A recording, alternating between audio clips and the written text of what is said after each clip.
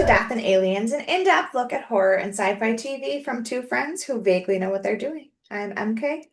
And I'm Courtney. And Courtney, how are you? Choking. Like got pepper in my throat. I can't recover. Oh no. Um, and I have for like since we last stopped recording. So I'm struggling. I'm fine. I'm tired. I was just telling you I haven't slept right in like 3 nights. I've been up past 2 a.m. every night past like 3 nights. Which is fine, except when I have to get up at like 7 a.m. like I did today. Yeah. Um, not great. But it's because I've been reading so Oh my much. God, I'm talking about books this episode too. Oh, we did it! We did it! And I I have read, I think I've read 16 books this month. It is the 18th. Um, Now probably half of those were audio. But I got 2 library books a week ago and took them back this weekend. Like I'm reading real books too, like physical Yeah. books. I mean, if you count Um, audiobooks, I did finish 3 audiobooks this month. yeah, I always count audiobooks. I But I just also I also only listen to the audiobook after I've read the regular book, so I don't count it mm, on my list of like my book challenges because yeah, I already finished the book. I just do a second listen, like a yeah. second Well, some of read. some of my challenges have a prompt for reread, so then you can count it. Mm. Um, I think I'm gonna. I picked a book that I was gonna do as a reread. I'm thinking about doing Akatar as a reread You because should. I need to read that Because you need to series reread it, the eventually. first one, so that you can read the rest of them. Yeah, I know. Um, I did say we were talking about it. I've joined a book Discord, which is made me feel like I don't know how technology works, which is very fun. Um, I can't use Discord either. I was in a Discord for a Tokyo Hotel like private Discord that like they invited people in. Never used it. Like would when one of the boys posted something, I would read it and like it, and that is as much as I could like handle. well, I've been on Discord in the past, but it was only for my writer's Discord, which I lost because it was part of NaNoWriMo, and now that we don't have NaNoWriMo, it was gone. But my New York group has now created a new one, and I've just rejoined theirs as well. Mm. But that's the only other Discord I've been in, and I could chat with people, and I know how chats work Yeah. because I'm an AOL age. And then they ran sprints, and all you had to do was slash join and then slash, this is how many words I wrote. That's it. That was the extent. And now I've joined this book Discord that is the light of my life. It is so much fun. And there's like reading challenges, and there's like we're doing a bingo reading challenge, and there's like little like bot games and stuff that I didn't even know was a thing you could have on a Discord. It's just so much fun. And so then we have different chats, and we've just added a writer's channel. Um, but because I read a lot and I talk a lot, they wanted me to be a moderator, and I was like, I have to take the bar in a week and a half. I Yeah. can't function. And she was like, yeah, no problem. So then like last week, I think it was like in the last week, I had been much more active, obviously, because I'm reading a lot more, and so I'm being Yeah. active a lot more. And she was like, "Are you ready to be a moderator now?" And I was like, "Yes." Um, but it's so much fun. I love it, and so I've been reading. I joined another book Discord that's like a lot of people are in it, like 8,000 people. Like it's Whoa. huge. And so they have a lot of challenges, and so I signed up for the ones that kind of like lay over each other. Yeah. Um, and so I've been trying to like do that. And they have a lot of buddy reads. I've never buddy read before. This is fun. This is a new adventure for me. I buddy read, but not really. It's just that Chrissy and Kate and I are always reading the same books at the same time. Yeah, yeah, yeah. I can buddy read. Yeah. Um, Except that's what I was actually just texting when I was waiting for you to be ready. I was just texting because Kate or Chrissy finished the third Crescent City book, and Kate and I haven't finished it. And first of all, I'm ooh, always the first one to finish a book. And I was like, to be fair, I'm reading 7 books at a time. right. So that's why Yeah. I'm not finished, but also rude. I finished at least one book every day for the past like 5 days, if not two. Like today, well, last night I finished The Bodyguard by Catherine Center because I was listening to it on audio. Hmm. And I finished Pumpkin Spice Cafe, which I should not have finished last night. I should have gone to bed. But I was like, That's on my TBR right now. That's what I'm buddy reading right now, the Dream Harbor series. And so I'll probably Oh, start the cinnamon bun store. I don't. it's Here's the thing. the Cinnamon Button bookstore, yeah. Um, yeah, finish Here- your story and then I'm going to show you my maybe how psycho I am. Here's the thing about how I read books. I just read a book because it's there. So like they are like, we're doing this buddy read. If I'm even like remotely interested, if I like the cover, I'm like, I'm in. And then I'm like, I have no idea what this book is about. I just read it because it's the book club book, or I just read it because it's on the challenge. Hmm. And then I see if I like it. And so like we read One Dark Window, the Shepherd King series. Hmm. Didn't love it. Not for me. It's fine. A lot of people liked it. I wasn't one of them. But that was our series read, so I read that without knowing anything about it. Then Yeah. we read Nettle and Gold by T. Kingfisher. This is my Which first Kingfisher book. Nettle and Bone, I was not on my TBR until I read one of the things that you highlighted on Goodreads, and then I added it to my TBR because I was like, okay. It's my top book this month so far. I it's not better than Blood Over Brighthaven, Okay. but which is my top book of the year so far. But it's the writing is so lyrical and just I need to read more Kingfisher now. Um, so those are kind of my top books. But I also found a new game. Oh boy. On this Discord, there's a gaming channel. I think that's what they're called. And they were talking about this new game that came out. It's an indie game, and it's called Tiny Bookshop. And you get your little cart, your little book cart, and you take it to the beach or you take it to the town square or the flea market and you sell books. But not only do you sell books like in a like idle type way, but like you have to restock your stock. But people come and ask you for recommendations, and they're real books. So the more you know, they're like, I really like The Shining. Can you recommend something you have? And so you have to go through your horror book collection to find them something similar. And it is the best game I've ever played in my whole life. And it's on Switch and Steam. That's Those are your adorable. options. It's the best. So I'm living my best book life. Oh, and we've set up writer Wednesdays, so I'm getting back to writing. Good. I'm just living my best author life. I love it. So tell me about your book life. So my book life, how do I do this? I have to, Oh, we get a we slideshow get a presentation. slideshow, What we is get it a called? presentation. It's just, because you know how I work with, spreadsheets. Um, Bro. Should I share my spreadsheet too? I have my Goodreads like TBR, but Mhm. then I was like, but there's so many books on it that I have to like decide what I actually want. Where the f is the button I'm looking for? Share. Bottom. Oh yeah, it didn't do what I wanted it to do though. Okay, so I, this is my screen sharing. Oh my God, I have so many things open. I'm so sorry. I don't know what's It's happening. okay. This is just. Oh wait, no, that's mine. I was Yeah, flipping through stuff. There we go.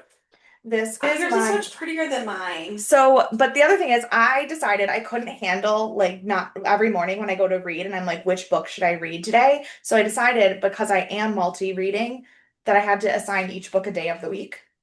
Hmm. And it's because I could just read a book and be done with it, but I can't because like I described it to somebody the other day. I described it to somebody the other day as the books live in my mind too much and I get overwhelmed Yeah. by them, and so I have to like pause. Yeah. So I have every book has a day of the week, and then this is like my current reads and then all the books that are on deck from then on. You're writing So all the dangerous things right now? so that's one of the ones I wanted to talk about because I just started it. So okay, so the Pale Horseman is listen, the Pale Horseman is part of the is the Last Kingdom series, my Uhtred, my Saxons. Mm-hmm. And Mm-hmm. then Ruthless Fae is the Zodiac Academy series. The Odd Mm-hmm. Sisters is the Disney Villain series. Iron Flame is the Fourth Wing series. House of Flame and Shadow is Crescent City. But then the two that I just started reading this week because I finished Ripper. I finished the Patricia Cornwell book. Oh yeah, did you like it? I did.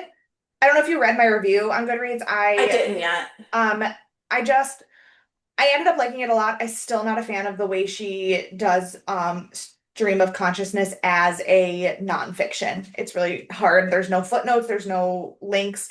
Like her timelines and her research was 35% of the book, but I had to read it all after, and it stressed me out. Gotcha. But so I finished that and I started reading, these are the two that I just started reading this week, All the Dangerous Things and The Age of AI.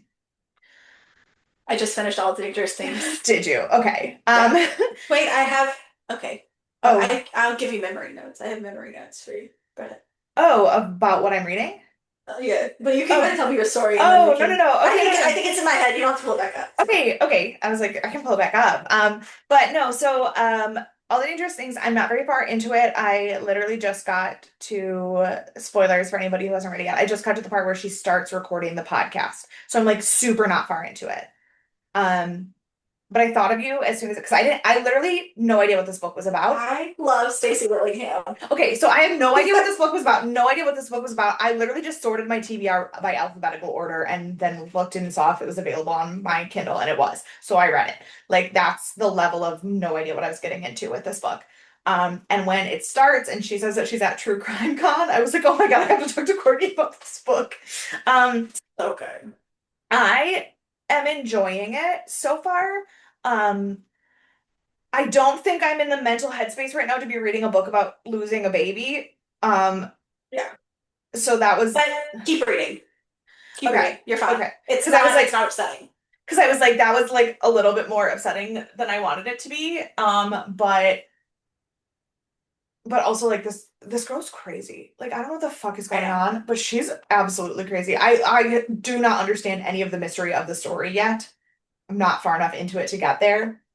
I wasn't gonna recommend this book to Rachel because I thought it was gonna be too dark, but it's okay. You Okay. can read it and you will be fine. You will be Okay. fine. But then the other book I started reading this week was called The Age of AI, and it was written in 2021, but it's just a research book about like um it's not trying to explain AI or defend AI. It's basically like AI is, first of all, AI is more than what you think it is. Hmm. The Chat GPT AI is only a piece of AI. And like we live in a world where unfortunately this is not going away. But so this is book that's like just making the query of how will the human society be affected by it? And like it goes through the research of like this is what human society looked like when we didn't understand science and we believed that the Greek gods were the answer to scientific mysteries and how humans kept searching for the answer. And then it gets into like the scientific enlightenment and what we did to try to find the answers to the questions. And then it talks about Turing and like the idea of the AI test and like can computers be smarter than people? And then it goes into like what AI is now and what it's being Hmm. used for and how we are as a society going to be affected by that. And it is blowing my mind. I've I've heard about this book, and I I honestly know a lot in about AI already. I know a lot about AI and I use AI a lot with work and everything and I have to understand AI to make sure the kids aren't using it inappropriately and then there's the whole idea of like so when students use AI what is appropriate use of AI versus an inappropriate use of AI and all of that. In I started reading it yesterday and I'm already 50% of the way through the book and it's a nonfiction like science footnotes in every paragraph kind of book. I am fucking fascinated by this book. Yeah, So 10 out of 10 recommend. I love that. I did see it, and I considered reading it. I don't know that I will yet, but I've also read a lot of like bills and a lot of like legal stuff on AI, and like I've been to a lot of conferences and a lot of like stuff like that. It's a lot to do with what is AI, how are we using it, especially the legal side. They're like, oh, these are other things we have to think about. They don't Well, know enough. but And like but how then we've used AI in the past, and we well, didn't but then the realize that other that thing was that's AI. interest the yes, that and Hmm. that's the thing like and like I was like it started by talking about the difference between like scientific data mining, like I put all these things into a spreadsheet, now find the answer for me. That is AI. That's Like AI. it's not Chat GPT, but it is AI. And what is AI versus what is artificial general intelligence, the AGI, the predictive or the Hmm. generative AI? And it's really, really interesting, but it's also written, it came out in 2021, so it was written during the pandemic. And they Yeah. talk a lot about how the pandemic and the use of the internet in the pandemic might be the single most defining thing to ever happen to society. Like more than the plague, Oh, for more than sure. like not since World War II has a single event changed the entirety of society in so drastic a way. And And like, it's like not only changed society, but it's also changed like environmentally too. Like it's affected every facet of Earth, whether people or planet. And it's just it's yeah, fast. It's faster than anything we've ever and had. and the way that we don't know how to catch up to what Hmm. technology did in that time, and the way that we don't know how to distinguish between the risks of having AI do what we need it to do versus what does that then mean. And like it talks about like the geopolitics of like AI network servers and like WeChat in China and like Facebook and TikTok and all that stuff, and how having something that's non-national but needs a human like counter check, who gets to Hmm. have who gets to be the person that is in charge of the checks and balances and the because AI, whether people want to believe that we're turning into like Odyssey, like space 2001 a space odyssey or not, we're not. But AI, um no matter how intelligent it is, no matter how it gets, it works on a parameter. It does not exist if a human did not input a parameter for it to work Yeah. under. Whether I that do param that. I input the parameters. I know, I was thinking about that like the whole time. But so like it works with this parameter, and so like you can say, like you can train it to speak like a human and have a conversation the way ChatGPT does, or you can train it to find anomalies in um uh tissue scans and find Hmm. cancer. Like but you have to tell it what to do. It doesn't have consciousness. It's not sentient It's as not much sentient. as people will As much argue as it people does. think it is, and as much as people argue it is, whether it has um spontaneous quote unquote thought or not, it doesn't exist without a parameter with which to have said thought. Yeah. It's an NPC. Like, Right. Right. um, but so when you have something that's as widespread as a social media networking platform and the AI that is involved in that, who gets to decide what the parameters are? Who gets that power? And that's the actual scary thought, not And the AI itself. the problem is that they're not looking at it as a whole. They're looking at it industry based too. Because Mhm. like when it comes to like music, it's like who gets to pick AI and copyright? And it's like, no, AI is AI. Like you don't get to just who gets to pick AI and environment? Who gets to pick AI? And this is like, no, we need to stop looking at it as these separate pieces that are split up between different countries and different nations. Like Well, we need and to figure out something a little more globally but sufficient. we Like, do, but we also, on the opposite end, need to stop thinking of AI as this single bubble entity and start looking at what the AI is doing. And is right. it, what program is it? How widespread is the program? What is the scope of the program? And like, what are we using it for? And the people training it are looking at that. The people governing it don't understand that. No. And And it's like, the it's such problem a is the people disconnect. governing it don't, the people training it do. I'd say 85% of the people using it do.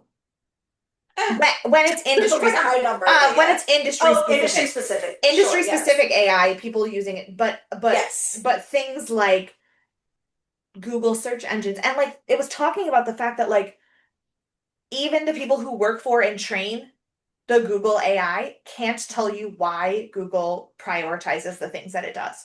They're Mm-hmm. like, we understand what we told it to do. We understand what it did. We don't understand why this is the result it came up with, and we will never be able to explain it. And that's the scary part. Because the thing is, like, you have the people training it, but it's taking from the internet to build its base. And so you can train it as much as you want, but it's taking in your directions and taking in this Well, and also information. And those things don't always like they don't, and correspond. also the whole point of using AI instead of using a person-based algorithm is the speed at which AI can Mhm. do the computing. Yeah, So it's not that AI has come up with something that humans can't come up with. It's just that it came up with something that would take humans 8 years to come up with. right. It's wild. Yeah, Yeah. I would, it's if you wild. are in the mood to take a break from nonfiction and you really want to like think, 100% read this book. Yeah, I know you don't right I now. probably won't. I feel like I've looked at this book. I might have it on my TBR, but I've looked at this book because I thought about reading it. Um, But what I was thinking is a lot of the things that I've been reading the legal analysis on, and some of the society, I haven't seen as much of the society stuff. Like that's all just kind of been my own research. Yeah. But and it's just so much that I have to take a little break from Oh, it. 100%. Yeah, no. Um, But for our listeners, if anybody is in the yeah. mood to really think, you should read this book. It is fascinating, and even if you're not, I think you should read it anyways. Yeah. I think everyone should read either this book or do enough research to think Yeah.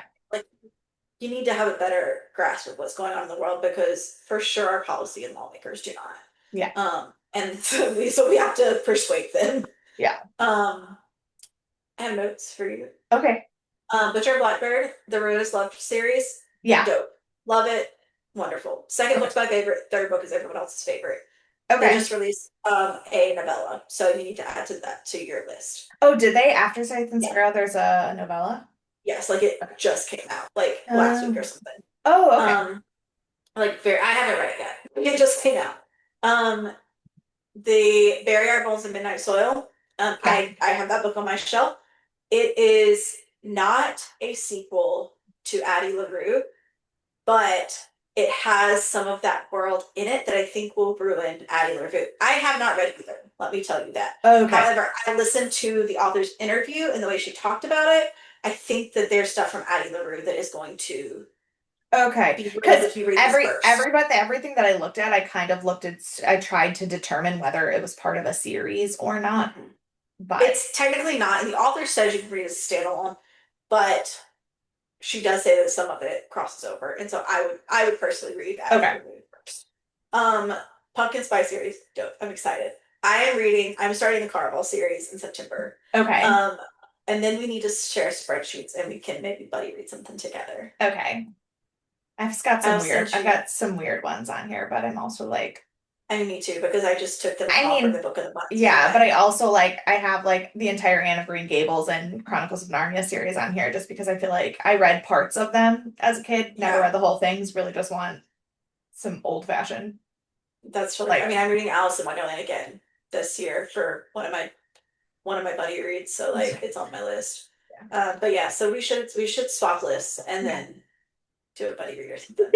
And you have to keep me updated on all the dangerous things because Okay. I and if you love it, you can read A Flicker in the Dark next. That one came out first, and I have Forget Me Not, which came out Okay. recently. I haven't read it yet though. Anyways, Yeah. that's So book talk. that's what our book talk update. But can you also give us some sweet words? Yes, yes. Let me find my phone updated. It keeps trying to show me things as videos that are pictures. It wants to make me a slideshow of my favorites as opposed to just letting me open the picture. So annoying. Speaking of, I swear, I just like preemptively pick these. Perfect. Um, you are never too old to set another goal or to dream a new dream. C.S. Lewis. Ah, yes. Speaking of Narnia, My favorite C.S. Lewis quote is, "And one day you'll be old enough to read fairy tales again." I just love that oh, I love idea. that. I Yeah. love that idea like that. I You think read we them. made it. Yeah, well, you read them as a We're doing kid. it. You read them as a kid, and then you go through a jaded period of life, and then you get to the point where all you want is fairy tales again. And I'm back there, and like, For sure. yeah. For sure. All Um, right. Speaking of fairy tales, just kidding. This is not a fairy tale. uh, We are talking today about Stargate SG-1 Season 8, Episode 5, Icon. I'm gonna be honest, I don't fully understand why that's the title of the episode. tell me the name of it again. Sorry. Icon, like Oh, ICON. right. And like I Yeah, I get, thought. So I read it. I watched it at work, and I yeah, put a note from my old coworkers, and Nora always would write, "You're such an icon" on all my stuff. And so I had that like above my desk while I was watching it. And I was like, I don't understand what's going on yeah. here. So like I get that they're talking about like the gods as like an as like iconoclasm, but like I also like don't really feel like that's the best name for this episode. So that's just Yeah, me. But it was rated 7.0 stars, which is a chunk lower than last week. but like, Yeah. yeah, I get it. I Yeah. get it. It came out on Friday, August 6th, 2004. Our top song, we are finally away from Usher. But don't worry, we're not that far away from Usher because the top song was Slow Motion by Juvenile featuring Yeah, Soulja it Slim. was. That is a banger. What a time. That Um, makes it on at least one playlist a year that I make. At yeah, least every year. yeah. Top book, still Da Vinci Code. Don't worry, that's Sure. not going anywhere. And the movie is a movie I've never seen, but there's a pretty solid reason why I've never seen it. It is Collateral. I haven't watched it either. But I also don't voluntarily watch anything Tom Cruise is in. I end up liking a lot of his movies. We talk about this all the We time. It's do. such a shame. But yeah, so Collateral is a neo-noir assassin film starring Jamie Foxx and Tom Cruise. That's right up my alley. Yeah, basically, um, Jamie Foxx is a taxi driver who picks up Tom Cruise and accidentally gets himself hired to be the getaway car for an assassin. But the person who was in his car right before Tom Cruise is a federal prosecutor who's looking for Tom Cruise. So like Look, you it's sold me on this movie. it's 100% Say a movie you less. should watch. It's a Say 100% a less. movie you should watch. Um, on this day, um, Bobby Fischer renounced his U.S. citizenship. Um, do you know who Bobby Fischer is? He's the singer, right? He's No. who am I thinking? I'm thinking Bobby Davis. Oh. Who is Bobby So Fischer? Bobby Fischer was a chess master who Oh, competed. that's not who I was thinking. He competed in a chess tournament in Yugoslavia while the U.S. had an a like some kind of ban on the entire like you couldn't do anything in and out of the country. And he went to this chess tournament anyway, and then became like basically on the run from the federal government for having issues with like countries that we were like in sedition with. Like it's a whole, and so rather than come back or like deal with the prosecution, he just gave up his US passport and was like, cool, pieces out. I was Um, thinking Bobby McFerrin. oh. But I'm pretty sure the musical Chess is about that. I don't know that musical, but I like an on the run story. On the Um, run from the feds story. Those are some of my favorites. so no, it's not quite about that, but the musical Chess is by Tim Rice and Bjorn Ulvaeus and Benny Andersson from Love ABBA. it, Tim Rice. And yeah, so it's Tim Rice and ABBA, but it's about a Soviet and an American chess player. Like That's wild. it's wild. But yeah, so Bobby Fischer announces US citizenship, and also on this day, Rick James died. That's sad. Now, I have some really weird Rick James stories. I don't know if I've ever told you my Rick James stories. I don't think you have. I feel like I would remember a Rick James story if you told me one. So Rick James, for those who don't know, lived in Buffalo. He is buried here. He died here. Hmm. When he lived here, he obviously went to the dentist, and the hygienist at his dentist was my grandmother. My grandma was, and he also wouldn't let anybody else touch his teeth. Like for the last half of his life, my grandma was the only person who was allowed to touch his teeth. And it's because they were so, so bad that he would like cry every time my grandma cleaned his teeth. Like she said it was like the worst mouth she's ever looked into. Oh, that's so sad. Yeah. But also Uh, kind of sweet that you just wanted to like. He yeah. was like, "You." Yeah. So my Which grand grandma? the one who lives here, not the one who lives in Florida. The one I have the matching tattoo with. Yeah. She she was Rick That's so James' precious. dentist. I love But she that. also used to threaten me with that as a kid, where she was like, "Don't if you don't start brushing your teeth, your mouth is gonna look like Rick James's." What a threat. I want to start telling people that who have no idea what I'm saying. That's my favorite is when I say things nobody understands. Um, so yeah, so this episode, our little blurb says, the discovery of the Stargate creates a war between two nations on the planet Tegelis, with Daniel in the middle of it. Um, um, and the episode immediately starts with Daniel. Oh, well, I lied. Before I tell you about that, let me tell you about some things Oh, that like who made. made it? Yeah, right. Yeah. It was directed by Peter. It was directed by Peter Wost, written by Damien Kindler, and edited by Rick Martin. So nobody knew there. Um, Okay. our guest is Amy Sloan, who played Lita. She's known for The Day After Tomorrow, The Heartbreak Kid, and The Aviator. Um, she's one of those girls who's The been day in. after tomorrow. Her character's name was Elsa, and I don't think it was a very large part. Hmm. Um, she's one of those people who's kind of like been in everything, but never really the lead. Yeah. Yeah. Um, um, the only thing I could find, I also like, I couldn't find her online because apparently there's like 850 people named Amy Sloan, and I gave up.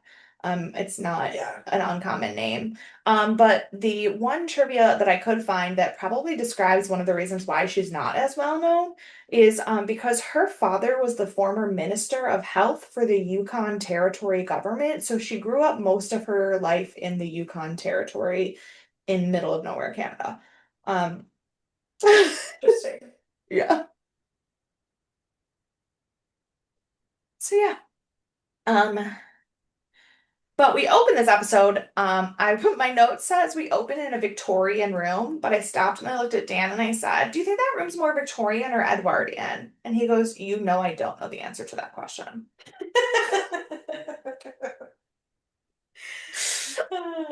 Correct. Yeah. But so we open in this like Victorian era room with a girl taking bandages off a man's face, and then the man turns out to be Daniel. Um, and the woman tells him that they're in a house far away from the city, and he's trying to remember the city and how he even got there. And he remembers a lot of people died, and he believes that it's his fault for like coming there. And that's all we get. And then we get the credits. So here's the Eh, thing. You did say Dan, this was going to be stereotypical thing. Dan immediately goes, "Why is it always Daniel?" It's yes, it's always Daniel. And I was like, when you said it last week, I was like, oh, he's gonna fall in love again, which correct, also correct. Yeah. But also like every time this situation occurs, he's like, oh my God, I've ruined the whole world. Yeah. I've broken No, everything. yeah, And it's no, like, you don't even know what happened yet, Daniel. this episode is the most stereotypically Daniel because A, there's a woman who he's in love with him after 45 minutes. And B, he has blamed himself for the downfall of an entire civilization that he's only had about 12 minutes of exposure to. Right. Yeah. Um, because it's It's Daniel. wild. So I wasn't just talking about the girl when I said this episode is the most Danielist of episodes. It truly is. So after the credits, there is this museum tour going on with this like outside of the building that has a Stargate like in the lawn outside of it. And the Stargate Yeah. activates, a melt comes through, and the people are very confused and scared. But then SG-1 comes in, and it turns out they have already been in contact with the leader. Commander Gareth is there to like meet them, and they're like, haha, sorry for scaring the tourists. And like he knew they were coming. Um, and we find out that the gate is a museum piece in this country, but they didn't know what it was used for until it was activated. And now they're really excited to like work with SG-1 and find out more about the history of the Stargate and how it like existed on this planet. However, there are religious zealots on the planet who believe in the quote unquote myth that the planet was once ruled by gods who used the gate as the source of their power. Most people in the Rand Protectorate, which is the name of that country, believe that it was just a story that was told before their enlightenment, but they are a little concerned that the reopening of the gate is going to ramp up the feelings of the religious So is minority. they called Rand because of Ayn Rand? You know, I could see that. Because there's a lot of like underlying elements that I was like, oh, because at first I was like, it's just generic. They just picked this. And the more that happened, I was like, maybe it I actually could I didn't be. actually see anything about that. It's not Okay. unreasonable because the other planet, I'm sorry, the other country on the planet is called Caledonia, which Mhm.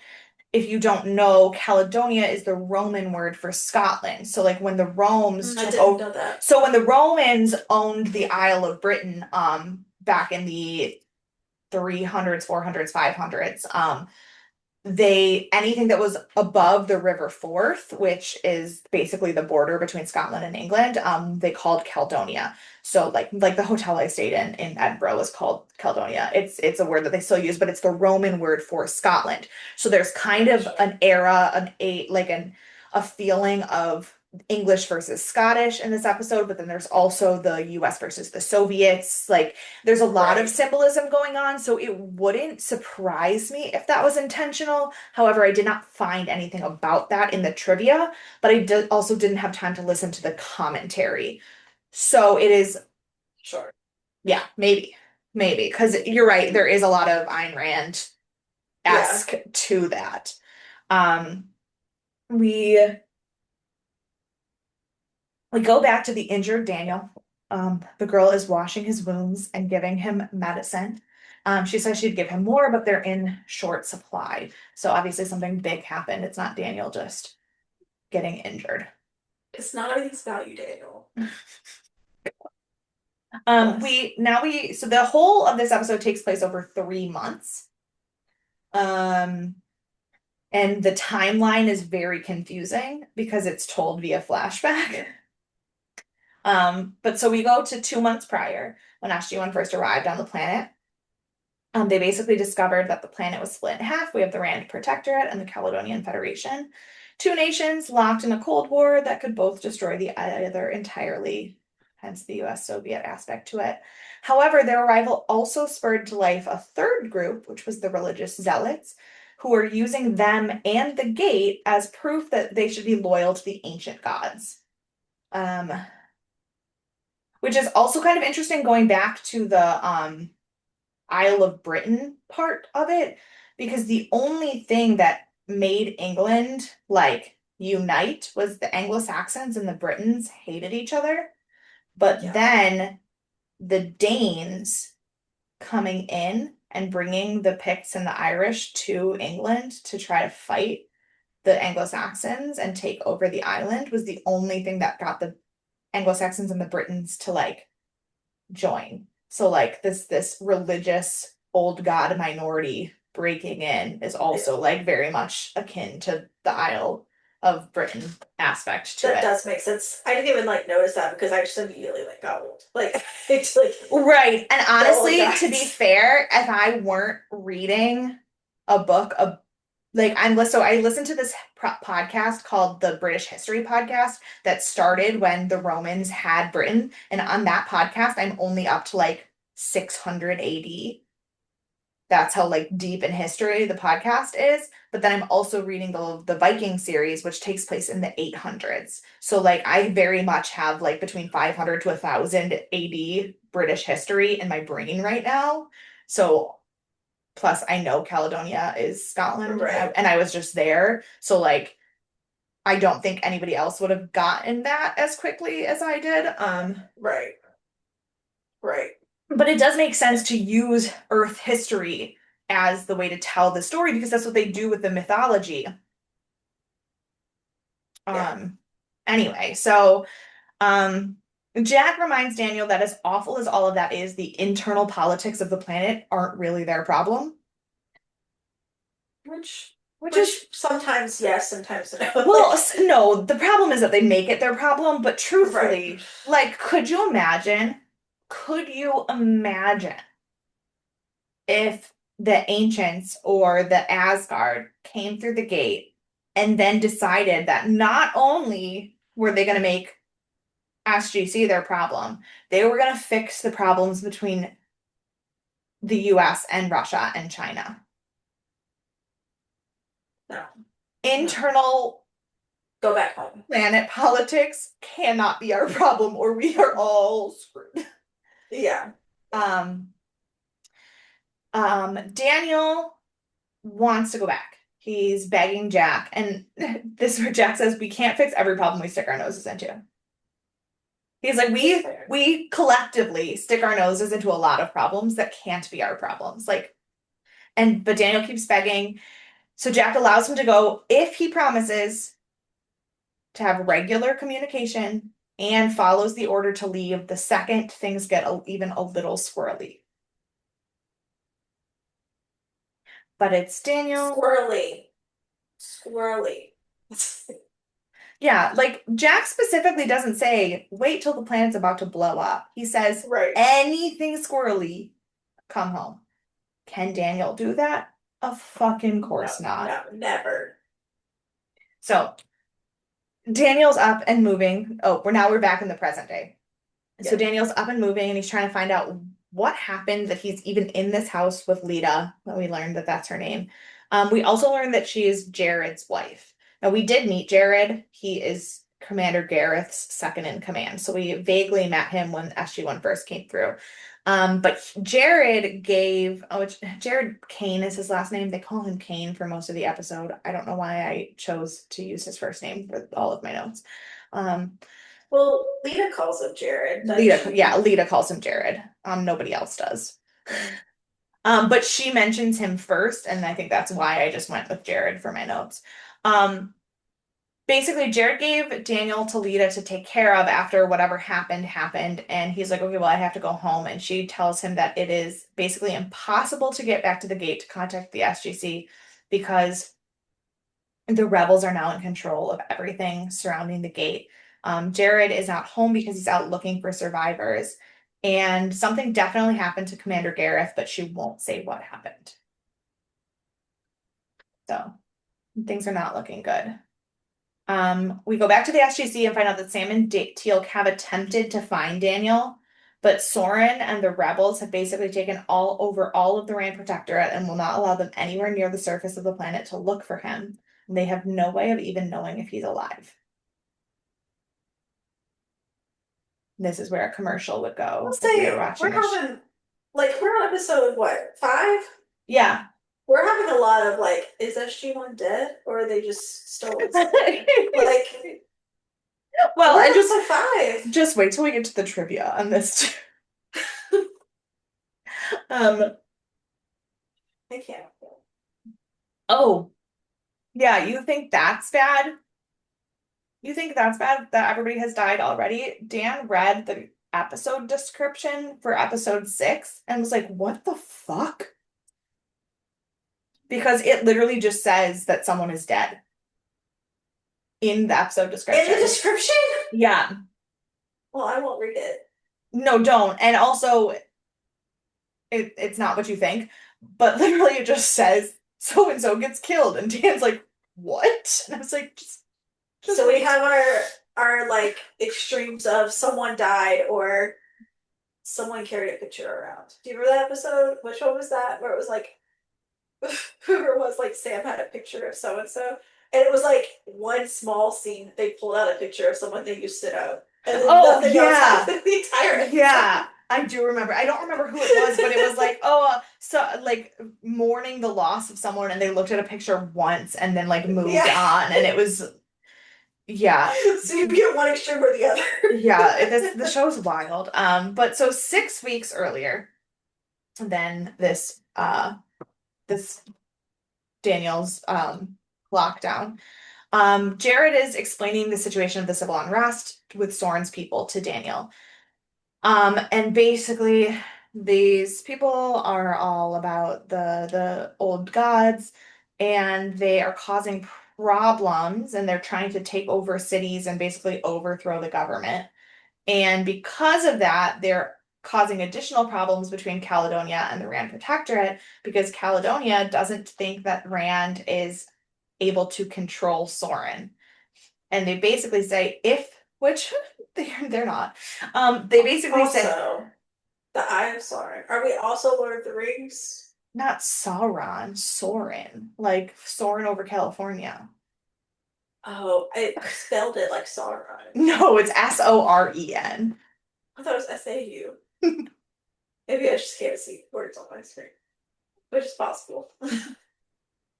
But basically they say if Soren and his rebels take over the Rand Protectorate, they will consider it an act of war and they will retaliate.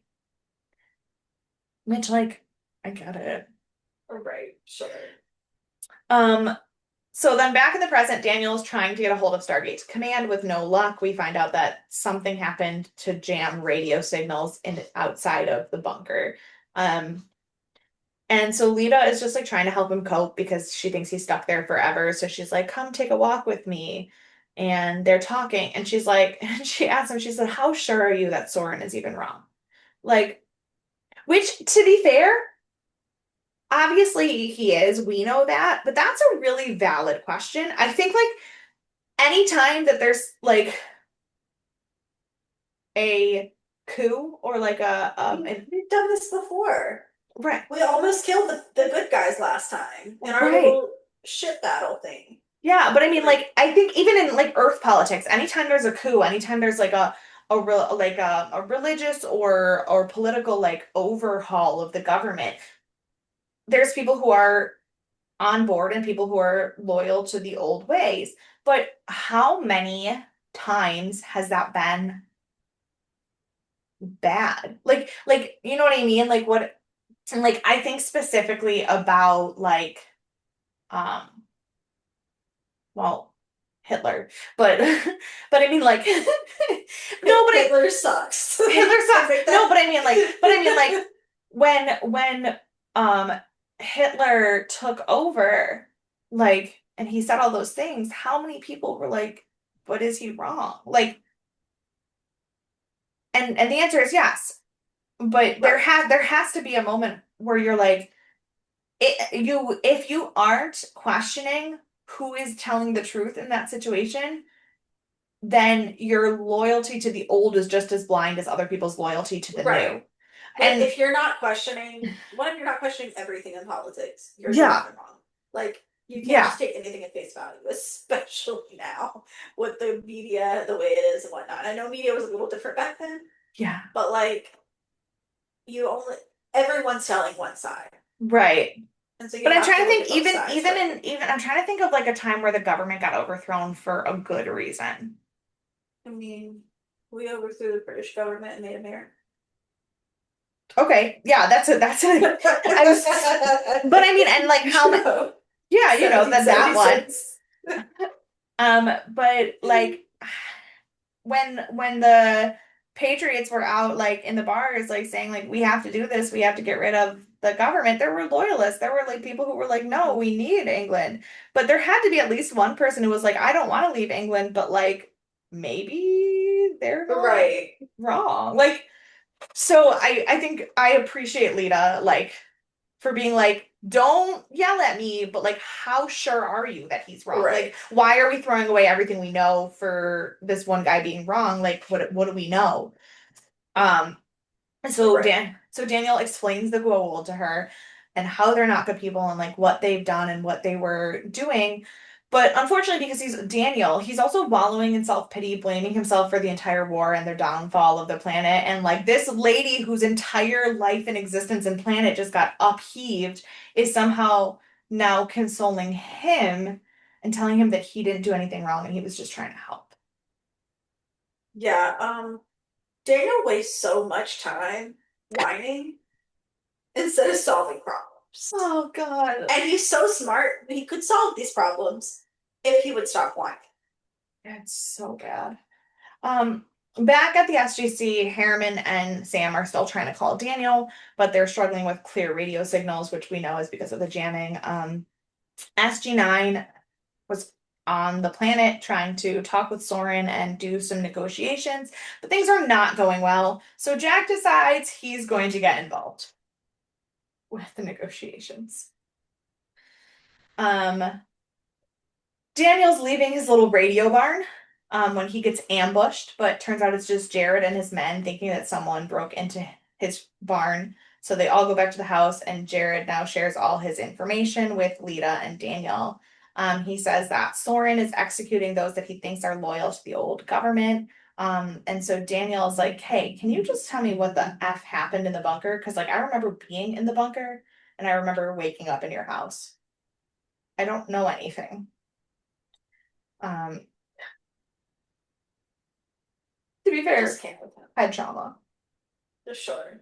Um, so when Soren's people took over the capital, Commander Gareth moved the gate to the bunker for safety. However, the Caledonians reacted to them losing control of the capital city and hiding the Stargate from them by priming their missiles. So the Rand did the same thing. So now everybody's at like Bay of Pigs level, like ready to kill each other. Um, The Caledonians don't trust the Rand to keep the weapons out of the hands of the rebels, which turns out they're absolutely right because immediately we find out that the Rand Protectorate lost control of one of their missile like um, sites. So the Caledonians attack the Rand missile sites to stop them from being taken over. The Rand retaliates. Next thing you know, we're in full-scale war. Both countries are completely devastated, and Soren uses the chaos to take over the country. What did we think was gonna happen? Thanks, Ho Chi Minh. Yeah. So, yeah, it's wild. Um, so Daniel asks I Jared. will say it makes him seem so much worse when you think that his name is Sauron and you're only thinking of the Eye of Sauron the whole time you're watching this episode. It does make him immediately that much worse of a person. Yeah, but like So I don't maybe think I was biased. maybe you were biased. I don't think of him. I don't see him as like Sauron level villain. I see him as like sniveling rat. No, I absolutely. I mean, like remove the bias. Absolutely, like Yeah, on the surface. I just pictured him as that because of the name. That is fair.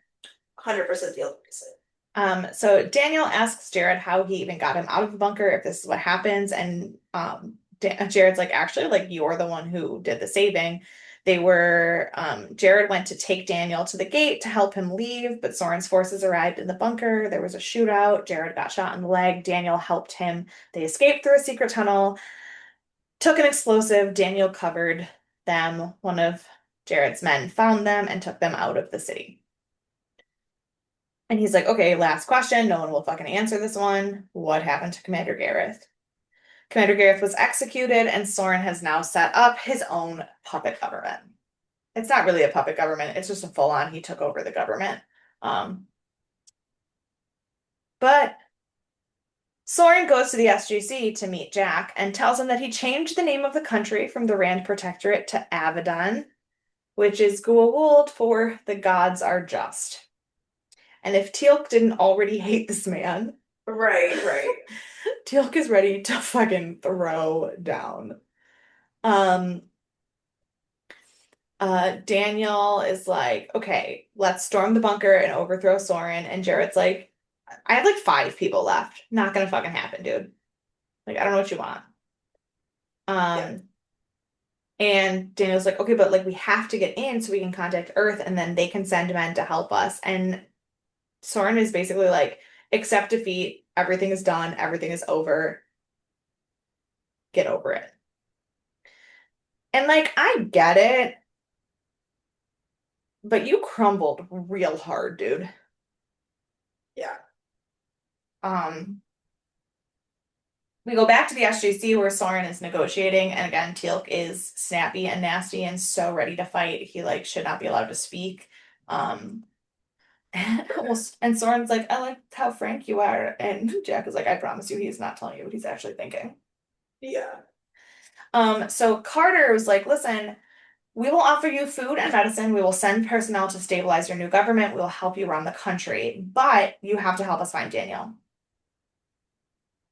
Which you're really gonna stabilize a terrorist government to find one prisoner of war.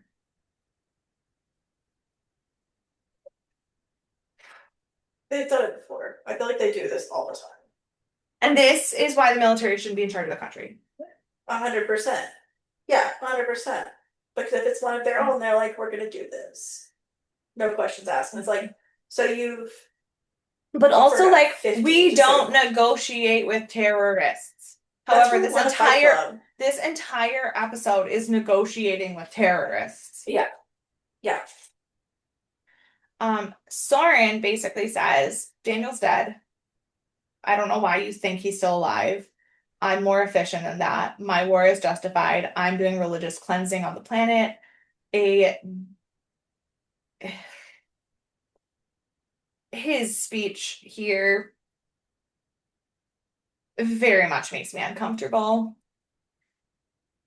It is it is very reminiscent of some religious leaders in parts of this kind of in this world and things that they have said that I don't care for. I'll tell you, I did not commit this. I It's believe a, you. it's okay. You don't have to. I'm just trying not to like call out any specific No, that's fine. groups. right Yeah, now, yeah. but like any you can probably put together the pieces. Like it is very yeah. It is very much written by Americans in 2004 from a real perspective. Um, and he doesn't want any of their help or food or medicine. He wants more weapons because he's not done purging. Because his country is clean of non-religious people, he can't by any means leave Caledonia open to heretics.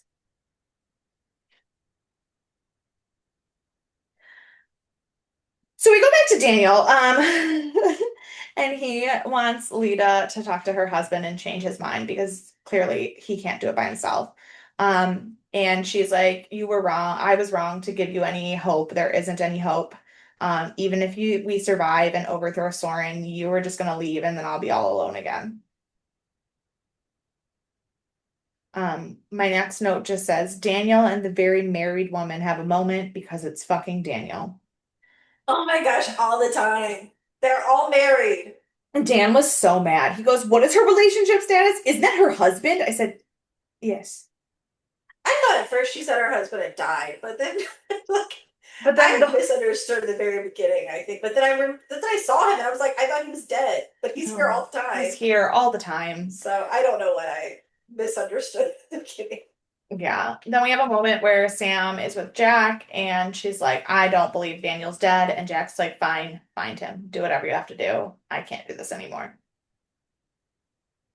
Um, so Lita does try to talk to Jared, and Jared is basically like, "You're choosing Daniel over me. Do you love him?" And she doesn't answer. She's like, I trust She him. says, yeah, she says, I trust him. And I was like, homegirl, just lie if you do. Like, if you're not Right. planning on leaving your husband for this man, just lie because he's going to leave in 20 minutes Right. and you'll never see him again. My note Like, says my note says she's like, "I can't say I don't love him because Daniel just has a way with women for no apparent reason." no, it's not like here's the thing. I love Daniel Jackson and I love his like glasses off moments. Like there are moments I love. However, all of these like romantic moments he has, there are none. He's just a human that shows up This at the is right this is time. what happened. Show is written in the early 2000s by men. And so Daniel must have every girl in the show in love with him because he listens when they talk. And apparently that's all it takes, Yeah, which I would complain about. But in the year 2025, a man who listens when you talk is still not a thing you can find very easily. correct, correct. So all Daniel has to do is be moderately good looking and actually listen when people talk, and somehow that makes him the sex symbol of the year. It's Uh, just bonkers. It's just bonkers. Notice I don't send you TikTok thirst traps of Daniel Jackson. No, no, you definitely do not. Uh, Colonel Shepard, on the other hand. Yes. That was so funny. I died when you said that. Um, Soren tells them that they, oh, this is with SG-1 or the rest of the SG team. They're really trying to convince Soren and make him understand what is actually waiting out there with the Goa'uld. And he's like, "We just want to live simply awaiting the return of our gods. You can try to sway me all you want, but you will never get rid of my faith." They um they finally get the radio signal through to Daniel, and he speaks to them in a coded message that is in Goa'uld in case anyone else is listening to the frequency. Sam and Teal put together everything that he said, and it turns out he sent them a strategy to take the gate from both sides and overthrow the bunker. Sam and Teal lay out the plan and tell Jack they just need to go from him, which he gives them. Um, Daniel tell Can we talk about Sam?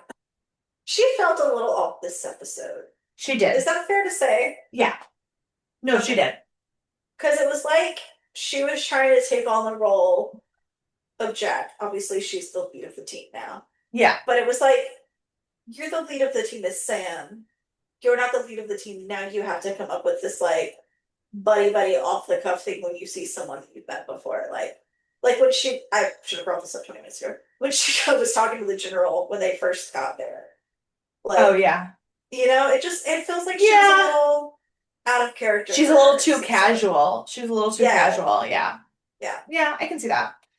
Um, Anyway, she stopped being as casual. I think in this scene she got a little more military, but still not quite as much as Sam usually is. yeah, that's fair. Daniel tells Jared that the Earth is ready to go. They just need him and his men to be okay with the plan and to let people in SGC know that he's also down when Lita rushes in and says a rebel patrol is headed their way. So Daniel and Jared and the rest of the guys hide. The patrol comes in and searches the house. Lita says she lives alone, that her husband died, and everybody else hides in the bunker. But listening to these rebels basically attack his wife is upsetting enough that Jared is like, no, like, well, I'll do it. We have to do this. We have to save our people. Jared and Daniel both have goodbye moments to Lita because, God forbid, only her husband gets to say goodbye to her. Um, which I was really afraid when she like just held her husband's hand and then he walked away. I was afraid Daniel was gonna hug her, and I was like, do not give him more physical contact than you gave your No, husband. She didn't, no.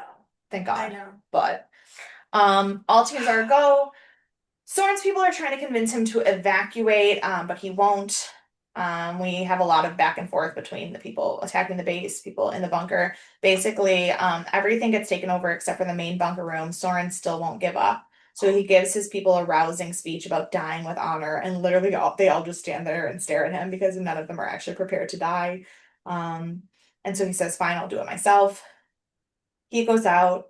Sam and Daniel are going to try to negotiate, and Jared just takes him out and says, "No, like I need to save my country." And Daniel promises that they will come back and rebuild. They will not abandon them. And to which my husband goes, "How many planets are they paying to rebuild Rebuilding. now?" And I said, no wonder the price of goods in the U.S. keeps going up. Truly, truly. It's all Daniel Jackson's fault. Um, so I do have some trivia. And Yeah, I like trivia. my one piece of trivia I think will explain my one piece of trivia came up in this episode, but it's actually like for the show as a whole. And then my other piece of trivia I think will explain some of the awkwardness in different parts of this episode. Um, Okay. so the one on the whole show, they basically so in the episode, Jared makes a comment to Sam about how it's weird that everybody who is coming through the gate is human, which Yes. we have all talked about already. The ancients and the Goa'uld both repopulated different planets. We're all descended from the ancients, blah blah blah. Like there is actually canon reason for everyone to be human. Right. However, there's yet to really be a canon reason why everyone speaks English. And so Joseph Which we've talked about this a little bit we before, have talked haven't about this a we? little bit, and that's why I say that I literally copied the whole quote from Molosi into my notes, but he said, okay, but why do they all speak English? The short answer is because if they didn't, it would make for some pretty dull episodes. He said, but in my mind, the ancients foresaw the problems associated with gate travel and ensured straightforward communication between worlds by building a default into the gate system itself. Every time a traveler goes through the gate, he or she acquires quote unquote conversation nanites that allow them to understand and be understood wherever they go. Of course, certain symbiote related physiologies may resist the process, which Which makes sense. it makes sense. It's a really good sort of in canon reason why. It's like the same thing with Doctor Who and like the filter like the language thing in the Yeah. TARDIS. Like it's sci-fi. You can't just have people speaking different languages on TV, but you also can't. But it then makes sense Not for a that reason. right. Yeah. But it then makes sense why some of the less evolved or removed from the Stargate peoples that they have entered like worked with, or the peoples who are Goa'uld or Jaffa or who have some other kind of like immune system Like that the is Unas. the UNAS, like some kind of anti-human immune system who wouldn't process the nanites the same way, have the languages that they don't understand. It does kind of like actually I know it's just something he made up to justify it for himself, but I think it actually makes a lot of sense for the way the Yeah. show plays out. So I liked that. I wanted to save that. I do like that. I do like that because I was like, because I mean, they could have. Because I've thought about this before. I'm like, I don't know what they can do to make this not seem strange. So I was like, they could put like a voice translator type thing on like the DHD, and so like just say like, oh, they always have that on when they're talking to someone or something, and it's No, just but background. we do know that the gate like does Yeah, transfer some certain kinds of nanites and stuff, and they say that people's right, physiology changes once they've gone through the gate a certain amount of times and blah blah blah. And right, like well, right. But that's what I'm saying is like that makes the most sense because I was trying to think of other things and I couldn't think of anything that I was like, yeah. this makes sense. Yeah. But then this explanation does make Yeah. sense. Like Which so, of course Joseph came up with it and we didn't because he gets paid sure. for I this. mean, right. Um, but It's he wrote now it. the other piece of trivia that makes some of the weirdness make sense, I think, is that the original script for this episode, when it was pitched by Damien Kindler, was pitched to be Sam, who was stuck on the planet and needed the rescuing and was part of this thing.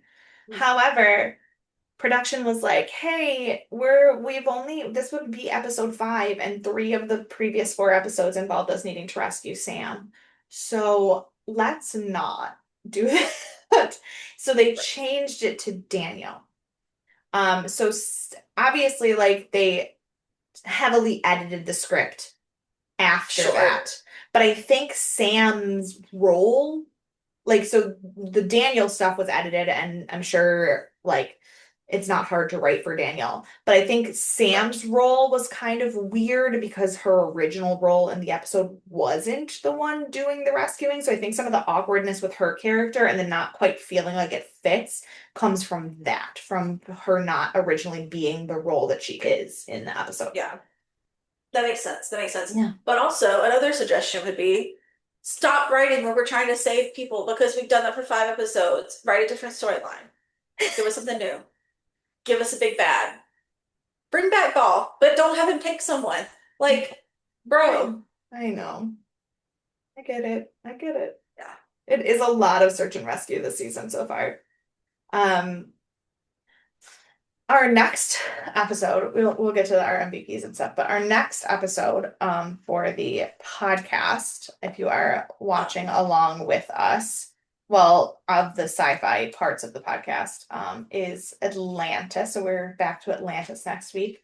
So it is going to be Stargate Atlantis season 1, episode 5. I can't change my Is it numbering search and system. rescue? It is. It is not. Because we had a little bit of search and rescue with the last one too. It wasn't quite We search, but it did. was a little We rescue. did. No, the next episode is not search and Excellent. rescue. It does go back to one of the unanswered questions from the pilot about how the Wraith knew where to go. Oh. So it is I bet it's like Baltimore when you say their name. what? It's like Baltimore when you say their name. Maybe. Yeah. But so yeah, so we do it is more I will say that's the thing one of the things I think I like about Atlantis, and why it was always my favorite is because we have far fewer unrelated standalones. I like Um, that. so you will feel I mean there's still an aspect of it that is unrelated standalones because it's sci-fi and you can't really do a sci-fi without some because otherwise Yeah.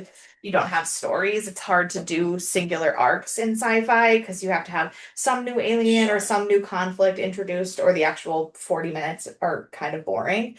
But it's less all over the place than SG-1 is, I feel. Do you think that we're getting so much search and rescue and so many similar and less involved episodes, I guess, of SG-1 because they were so focused on creating Atlantis at this time? That's possible. It is possible. I do think that the this particularly this season, the first season that they were working on two at the same time was a little overwhelming. And I do think that they're dealing with a whole lot of what is the show now with Mhm. SG-1, with the changing of Jack's role and the loss of Janet and Hammond, and like what is what is SG-1 going forward. And so I think Yeah. we're kind of in an awkward stage. Because we still don't have a fourth. Right. Which Episode I 5. mean, they did address that though. They did address that. They said, does the team even really need to have a fourth? I know, but they do. I'm telling you. But they do. They Uh, do. We need a new character. If we're gonna remove a character, we need to add a character. uh, okay. I can't speak to that. I mean, I just think that the this first half of the season is awkward because it's really just trying to figure out where they're at now. I'll be honest, I It's like really, their midlife crisis. yeah, I I think it really is about half a season before things really start to make sense again. So, Not happy with that. oh, I forgot this season is shorter. How many episodes is it? It's only 20. Okay, so it's like crazy shorter. No, it's not crazy short. It's just that it's only 20 instead of Yeah. 22, and I forgot Yeah, that yeah. that. But yeah. So, but so yeah, so I'd say it's probably episode 10 or 11 where I feel like it starts to get like, I'll buckle up. I mean, that's only 5 more episodes. And not that they're bad. I just feel like they They're don't not really bad, yeah. they just don't have their footing yet. Groove. Yeah. These like this hasn't been. It's not a bad season. It's just like, It's just weird. yeah, like what's next? What are we And doing? I think it's also because we're watching it alternating, you're going longer between episodes, so you're not feeling as like attached. Because you're like watching And one I every feel up. like I've been on SG-1 season 8, episode 1 through 5 for 5 months because we skipped a month and a half. Because we skipped a month and a Yeah. half. We skipped a month and a half and we're alternating weeks. And so there's kind of like a little bit of a weirdness in being connected to the characters. Yeah, So, I think that's fair. but we'll get there. We'll ramp it back up. We're getting back into it.